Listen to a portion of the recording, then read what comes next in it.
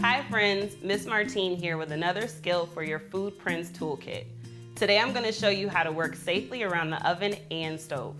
The first thing to keep in mind is that our young chefs should always have a grown-up around when working with the stove or oven. Another important thing to know is that all stoves are different. And the first thing you're going to want to do is familiarize yourself with your stove, starting with the controls. So let's take a look at this stove behind me. This stove is completely different from the stove that I have at home. I have an older model stove with a glass top. So I need to familiarize myself with the stove I'm going to use. The first thing you're gonna do is take a look at the controls here. A lot of times stoves have either a picture diagram or words to indicate what part of the stove you're gonna turn on. So I'm looking to turn on the left front eye right here.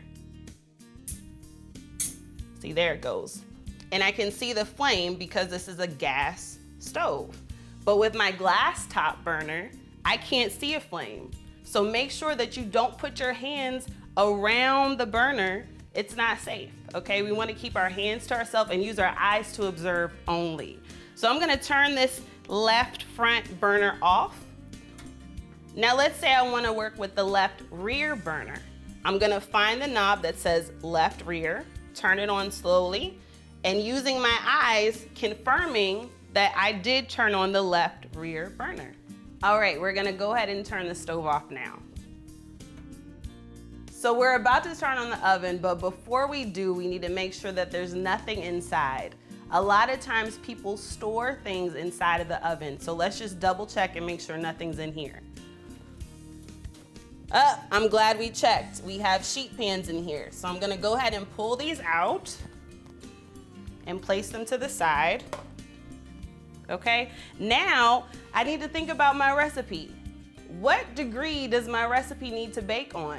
Let's say I needed to set the oven to 400 degrees. So I'm gonna use the knob that controls the heat of the oven, turn it to 400, and then I'm gonna monitor the thermostat to see what degree the oven has reached. So once it goes all the way around and hits 400, we know that our oven's ready.